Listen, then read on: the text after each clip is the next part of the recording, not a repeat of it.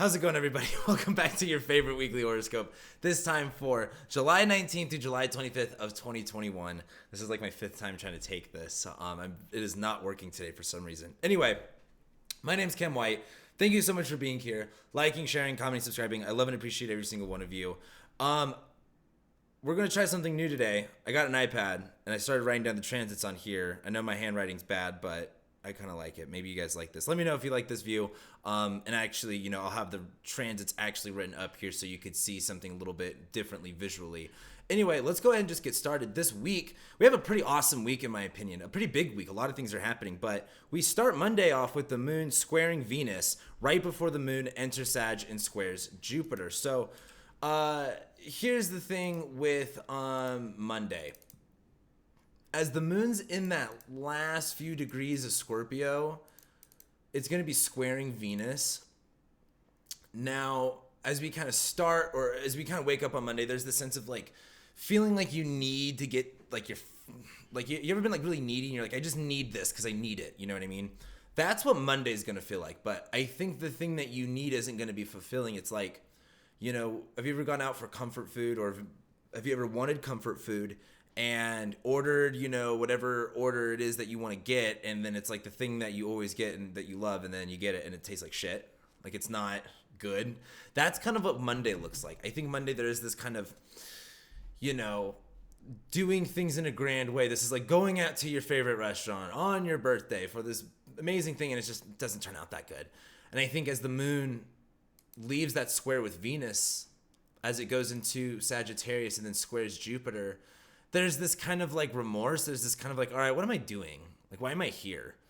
I think the moon in Sagittarius, right, our emotions, how we feel, is in the house of Jupiter. So they can be exaggerated a little bit. I think they can be a little bit dramatic at times too.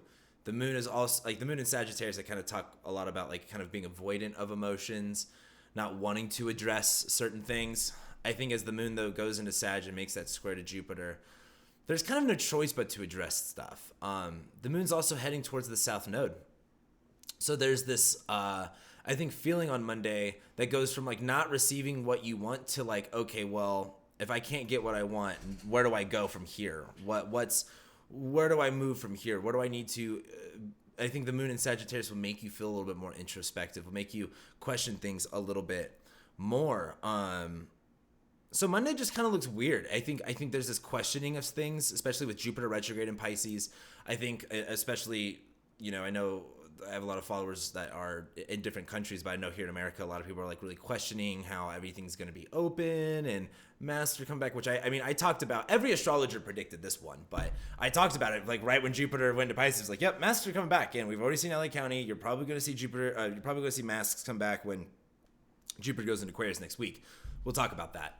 But I think as the moon squares Jupiter, there's this kind of, I don't want to say sense of hopelessness, but going, yeah, I think the party might be over.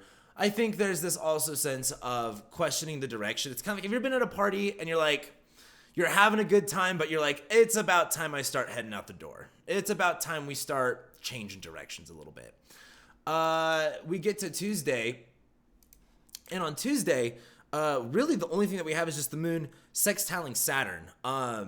It is going to be on the south node, so Tuesday really doesn't have a lot going on, and it's not really a day to do a whole lot. Let's rewind a couple hours. So in the morning on Tuesday, we're going to have the moon on the south node making a sextile to Saturn. So like I said before, where you start kind of feeling like, okay, maybe it's time to head out the door. This is when you start saying your goodbyes. This is when you're like, all right. I think the moon on the south node is very draining, right? I think the south node on Sagittarius is like let go of your beliefs. Like Gemini and North node and Gemini, we're learning new things. We're taking in new information, and we're having to dispose a lot of what our beliefs or what we had faith in before. And I think as the moon's on the south node, there's this sense of like, yeah, I need to get rid of this. Yeah, this has to go. Yeah, this isn't coming with me any longer. When it's kind of like let's say like a survival situation where you have a backpack full of things and you can't take everything with you because it's a heavy backpack, right? So what are you leaving behind? What is going to stay with you on this journey, and what what are you leaving behind on this journey? I think this is the time to release stuff, because again, why I'm kind of like a little bit melancholic about this too is we're building up to a full moon in Aquarius. So I think this moon, gaining in light on the south node in Sagittarius Saturn is going, okay, maybe it will be beneficial for me to change my idea about this. Maybe it will be beneficial for me to lighten my load a little bit, because as you see, when we get to this full moon in Aquarius, I think things will get pretty real. Well, we go into Wednesday, because again, on Tuesday, it's just the moon sextiling Saturn, and we got a lot of things going on Wednesday. We have the moon making a sextile to Mars, the moon's going to trine Venus and Mars as it's at the end degrees of Sagittarius, which it will then enter Capricorn and sextile Jupiter. And then, of course, Venus is going to enter Virgo and go opposite Jupiter, which is one of the big highlights of this week, which we'll come right back to that. But first, let's talk about the moon making that trine. So as the moon's at the end degrees of Sagittarius, where, again, the moon's like in Jupiter's house, it's exaggerating our emotions a little bit. The moon, what we're feeling, it's building up to this full moon where it's really illuminated. I think this moon in Sag is like, how much faster can you run when you're not carrying such a heavy load? You know what I mean? What in your backpack, what is worth carrying? Like, it's like straight up, like when it comes to like certain baggage in life, like how much farther can you go on your hike, on your trail, and how much more energy could you have if you just weren't carrying stupid shit you don't need?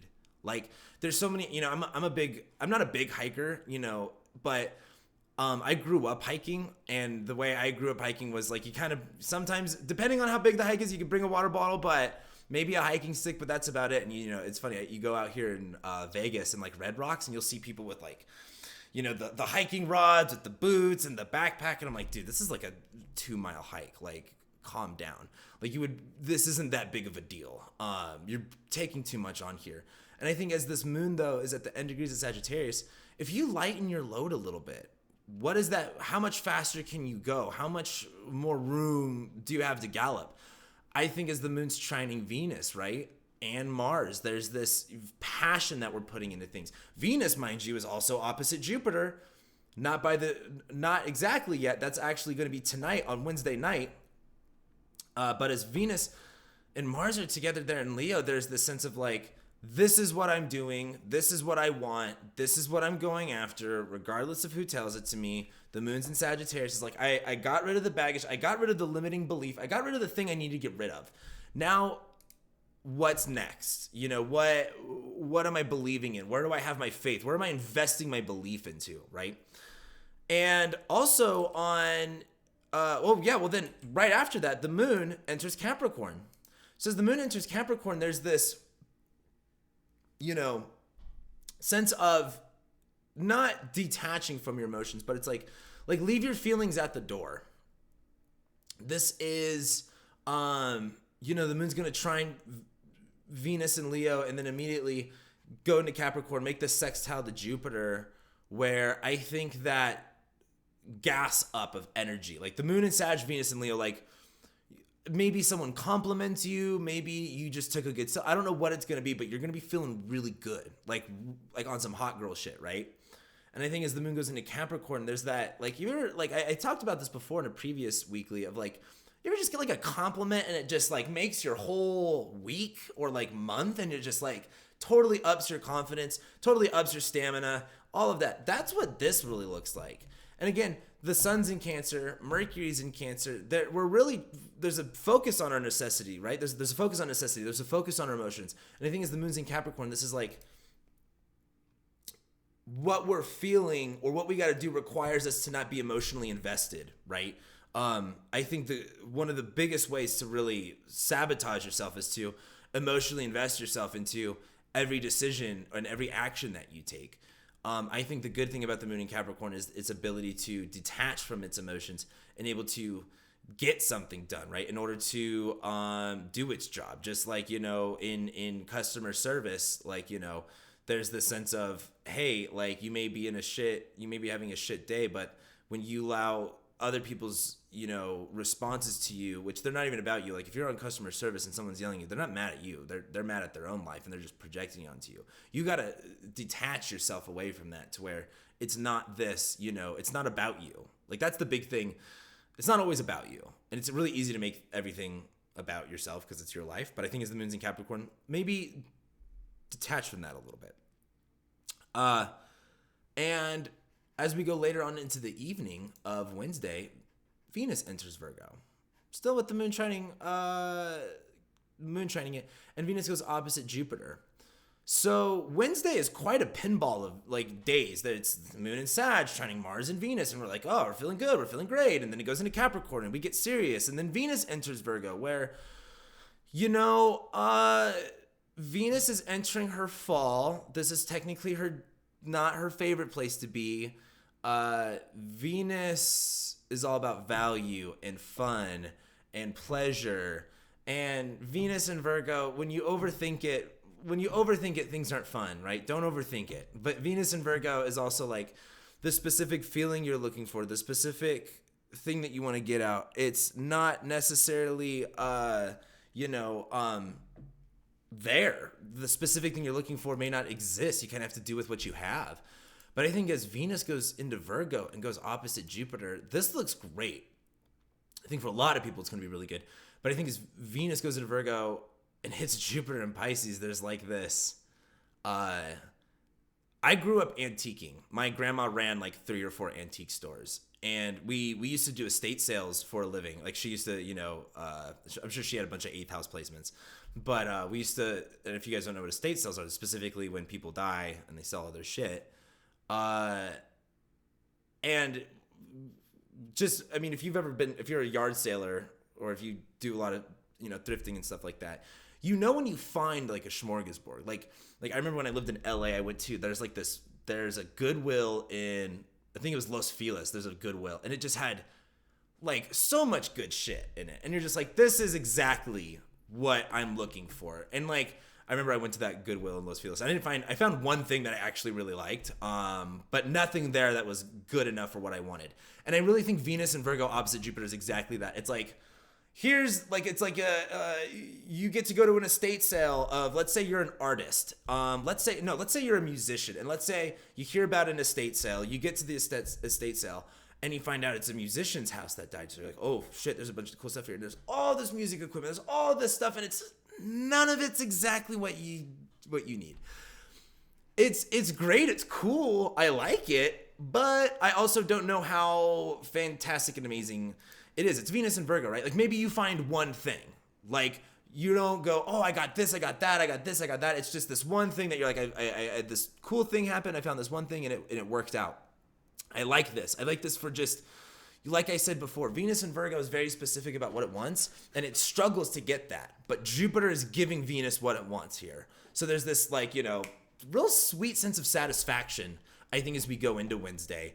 And Venus opposite Jupiter too is like, taking that one specific thing and making it really big, or finding really one small specific thing in a big place. Think abstractly as far as how the good things come into existence on Wednesday. Which brings me into Thursday. Thursday is, of course, my birthday. Happy birthday to me. Venus is going to, of course, be opposite Jupiter the whole day. The sun's going to enter Leo, and the moon's going to go opposite Mercury. So there's a few things going on here. I think as Venus is still opposite Jupiter in Virgo, there's this... because I think when Venus... Okay. Have you ever bought in something, and when you make that purchase, that dopamine rush, that that satisfaction of getting it, and then it kind of wears off a little bit. That's what this feels like. Because I mean, like on Thursday again, Venus is going to be opposite Jupiter all day long. Well, it's going to really, when Venus ingresses into Virgo, it hits Jupiter, right? So there's that excitement, there's that good feeling. But I think as Venus starts to separate from Jupiter and get a little bit more comfortable in its sign of fall, I think you're going to go, okay, that wasn't that great. Okay, you're going to go, okay, like, cool, I got my one thing. Now what? Type shit, right? We also have the sun going into Leo, though. To be honest with you, we definitely need the sun in Leo. Because when you talk about Saturn in Aquarius, Jupiter in Pisces has not been helping Saturn in Aquarius. Why? Jupiter is in aversion to Saturn. Uranus has been squaring Saturn. We've had really no good planets aspecting Saturn, helping out. When Venus was in Taurus and in domicile, that was nice, but it was squaring Saturn. But the sun in Leo, like Saturn, you guys got to remember, Saturn rules the darkness. And Saturn in Aquarius, I feel like I don't have to explain what hardship the Saturn in Aquarius is right now.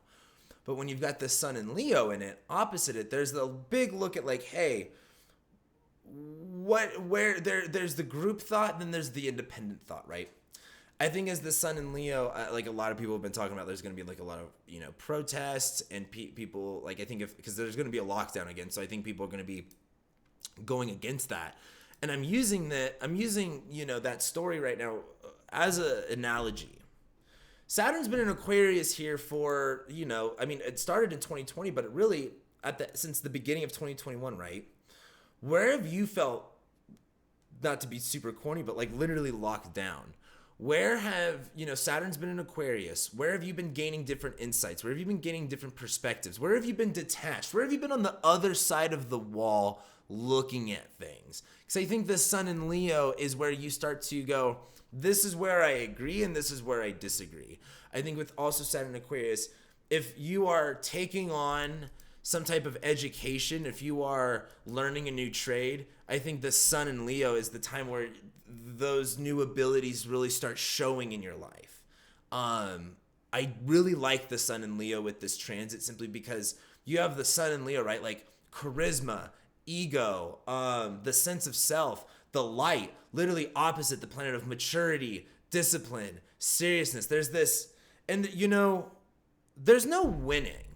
With an opposition, you could throw some punches. It's going to be a damn good fight, but there's no winning. You know what I mean? It's the sun in Leo and Saturn in Aquarius. It's a tie. There's no, this is going to change, that's going to change. I think with the sun in Leo, though, on a personal level for you guys, I think what you're going to kind of feel is that sense of confidence of like, now that I've gotten this down, now that, now that you kind of know your enemy, now that you kind of know what's in your way, who do you have to be to face that?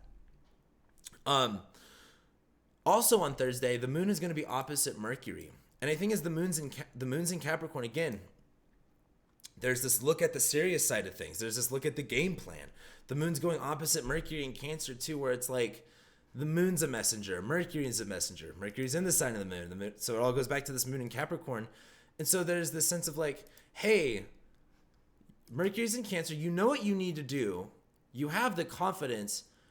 Can you do it though? Like, it's kind of like, have you ever had to like break hard news to someone? Like you can't, sometimes you have to detach your emotions from it. Like, if you're a boss and you have to fire someone and you fucking like them, like it ain't fucking easy, but that's life. That's what you got to do.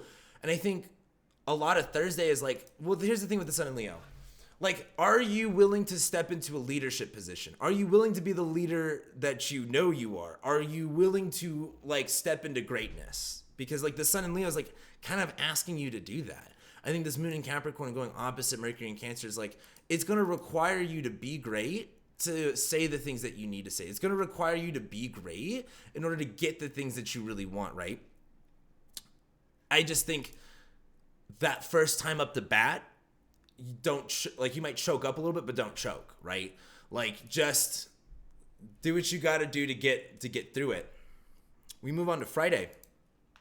Now on Friday, pretty much the whole day, the moon's going to be conjoining Pluto in Void. So there's really two things on Friday. The moon's going to be conjoining Pluto in Void. So there's this sense of like fear and uncertainty and kind of waiting. It's kind of like maybe you're waiting, like you just like went to the doctor and you're like waiting for like the results. You're like, I don't know what's about to happen. But then we have the full moon in Aquarius as well as Friday. And I think the full moon in Aquarius this is a really important one. August horoscopes are on my Patreon.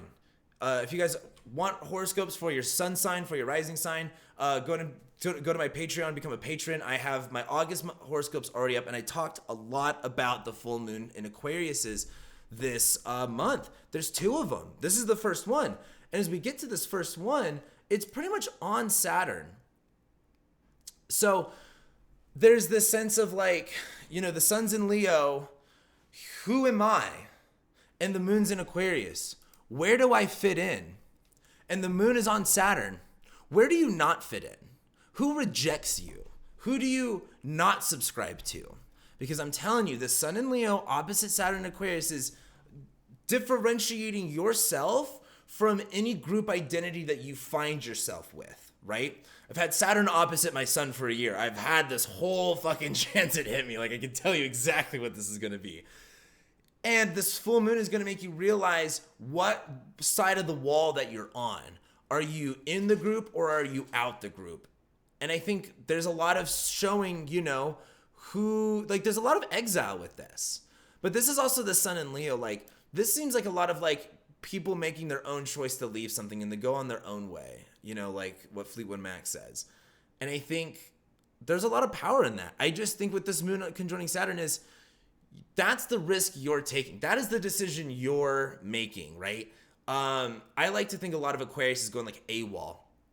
I forgot what movie does this, but there's a good military movie about a guy in Afghanistan or something like that, or Iraq, who goes AWOL in like the middle of a fight, and kind of talks about like what he has to go through, walking, like pretty much when you go, going AWOL in the middle of the desert in Iraq sounds pretty fucking terrifying, but just crazy.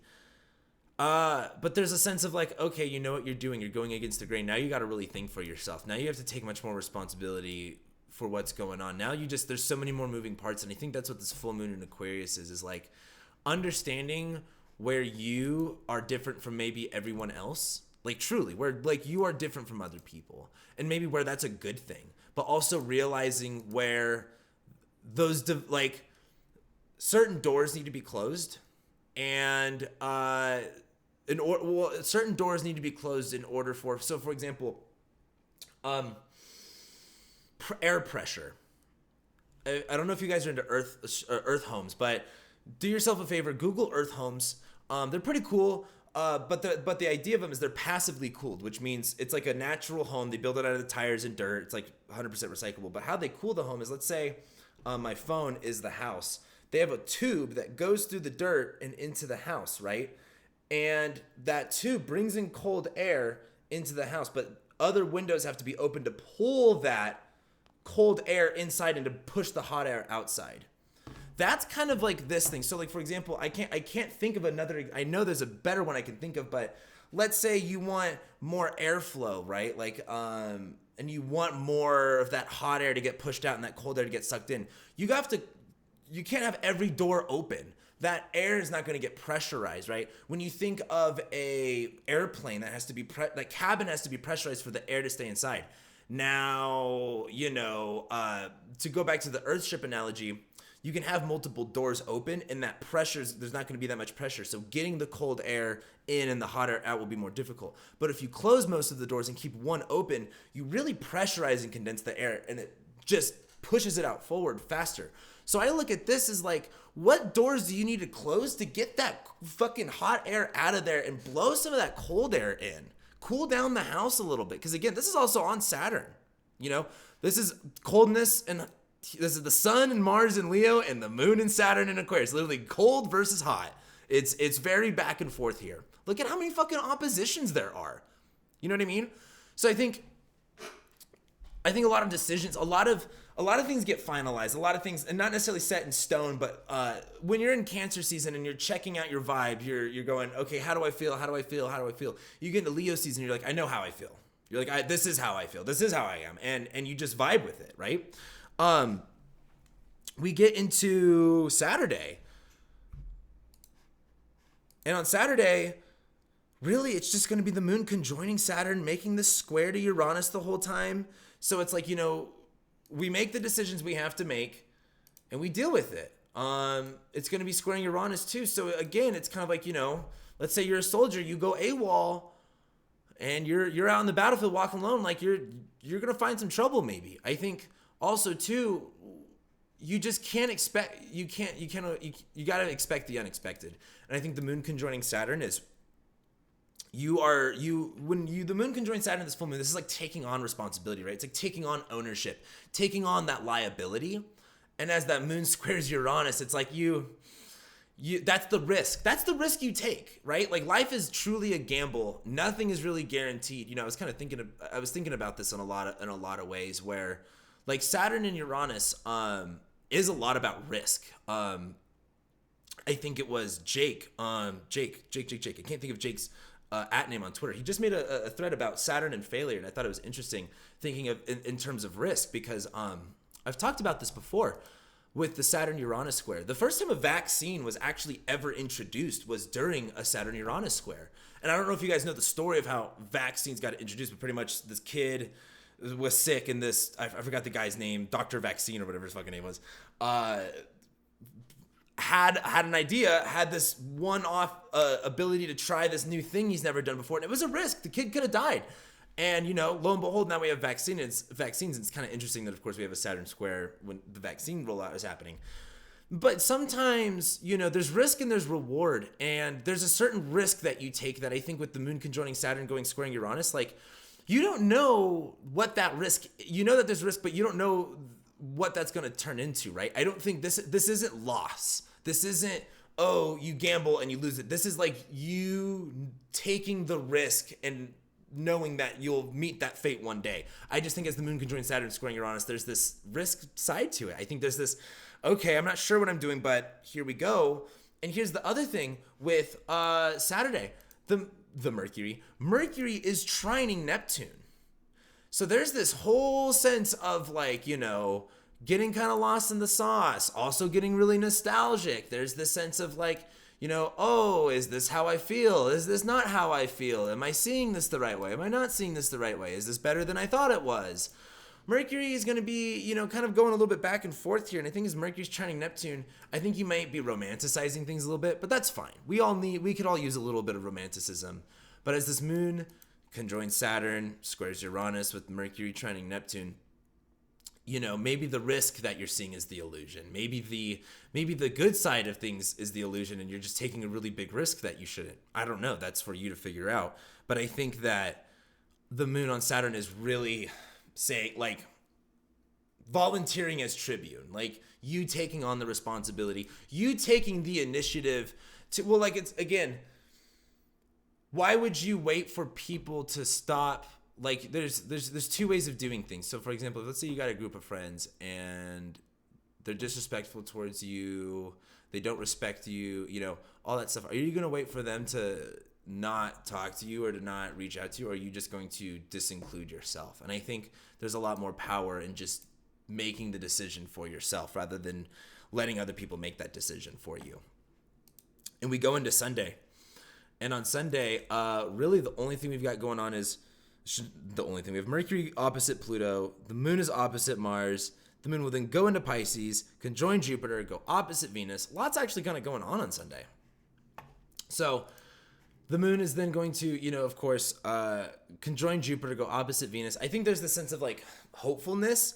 It's like, you know, when you don't realize how much you were holding until you get rid of it, right? I think that moon conjoining Jupiter is like feeling the weight off your shoulders, right? Getting help with that weight. The moon's going to go on top of Jupiter, go opposite Venus, where this is like you have help and assistance. Or like maybe, let's say that backpack that you've been wearing, maybe there was a strap that was inside out and you've been wearing it incorrectly. And so the moon going opposite Venus and Virgo is like your friend helping you adjust your strap to where your load is much more comfortable, right?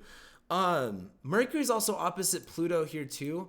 So the good thing I like about, I think Sunday feels a lot lighter. I think this full moon in Aquarius is really serious. I think everyone's gonna be really mad. Everyone's gonna be like, you know, everyone's gonna be like, like the tribalist mentality that plagues the mind of every society in the world right now is unfortunately going to be inflamed beyond repair. However, regardless of the state of the world and what people's hostile feelings towards each other are, I think what you're going to see with this full moon in Aquarius is just knowing where to place yourself and who to place yourself with, right?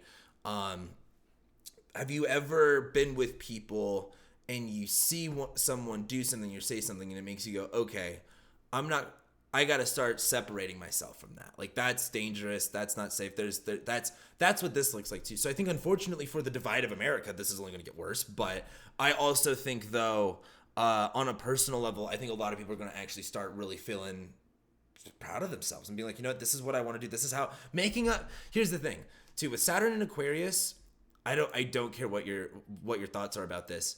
The group mentality is not good. And I think that the sun opposite Leo, you're going to start to identify, like, it really will take the sun being in Leo, looking at Saturn, to identify a lot of the core issues with group thought, group mentality, collectivism, tribalism, right? We hadn't, when Saturn was in Aquarius in 2020, in spring and summer of 2020, it never saw the sun go into Leo. So this is our first time of seeing the sun in Leo opposite Saturn in Aquarius. So I really mean this when I say you will see where you line up with people and where you don't, and you will start thinking more for yourself. And in a lot of ways where maybe you were subscribing to a lot of, in a lot of different areas of life, wherever you were kind of subscribing to, you're going to kind of start to individualize yourself more here. So I think it's just important to see the bigger picture. And I think also when you look at this week in total, like, right, the moon's going to start in Scorpio. We're going to start frustrated. The moon's going to be in Sag, where we're just kind of checked out, gassing ourselves up. And then the moon's in Capricorn and Aquarius this whole time. This is a serious week where a lot gets addressed, but I think we end it on this like hallelujah note. Like, we feel a lot lighter now that we got it out of our systems. And then we go into next week. Next week is literally super crazy. Look at this. Jupiter goes back into Aquarius. Masks are coming back, whether you like that or not. Mars is going to go opposite Jupiter. You're going to see the COVID numbers spike. Whatever your beliefs are about that, that's what's going to happen. Mars is also going to go opposite Jupiter. Whatever you're doing, you're going to take it to the extreme. Do not let your ego get in the way of Mars. Like, Mars opposite Jupiter, you're going to see people get in some fights. Mars is going to also enter Virgo, where that's where you're going to see the hypochondriac part of everyone come out again, which I think will be a little funny. Because every time Mars is in Virgo, people turn into hypochondriacs, and it's just funny. It's just funny. So Mars is going to go into Virgo. We're going to be much more, organized and efficient. And, literally, we're going to get out of the Pisces shit. Jupiter and Saturn will be in Aquarius. Mars and Venus will be in Virgo. Like, we're going to be really analytical, cold, detached starting next week. We have the Mercury Cazimi in Leo opposite Saturn. So this is saying what needs to be fucking said and saying it with your chest. Like, Mercury Cazimi is definitely that, not agree to disagree, but again, when I said with Leo and Aquarius, there's no winning, that's the same thing here. And then we have Venus trining Uranus. Venus trining Uranus, I mean, who fucking cares, really? It'll probably be something related to, COVID, but I think Venus trining Uranus, too, doing things uniquely and going on a limb to do something different before that's never been done before, something unique, something different, something risky, I think will work. That's Venus trining Uranus. I think, that's just Uranus, just taking a risk in general will typically work. But that's this week for you guys.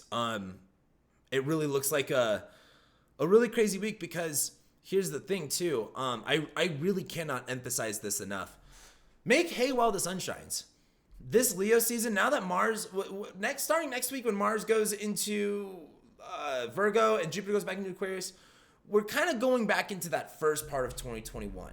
Now, I know a lot of people, I have a lot of followers from all around the world. I know, like, for example, like people in Toronto still have been in lockdown. Australia is going back into another lockdown.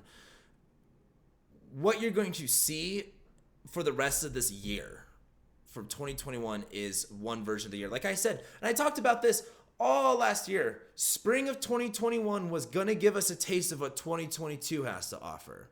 That's it. We're into summer now. We're going into fall. We're going into a pretty harsh winter. It doesn't necessarily start now, but we're getting there. So I would just say, have fun while you can. Enjoy things, not necessarily while you can. It's going to be a pretty hard winter.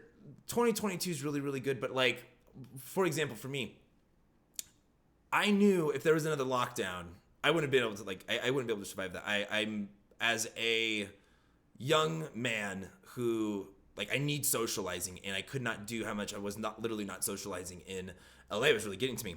So I moved here to Vegas because I knew there wouldn't be too many lockdowns, and I knew I could have a little bit more freedom to do things, because I know I'm going to need it when we go into this winter and everything that happens.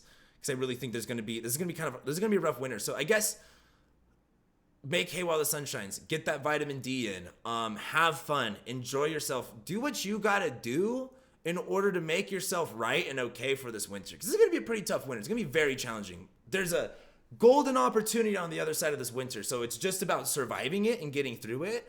But you gotta survive it and get through it. Do you have all your acorns packed? Are you even thinking about winter?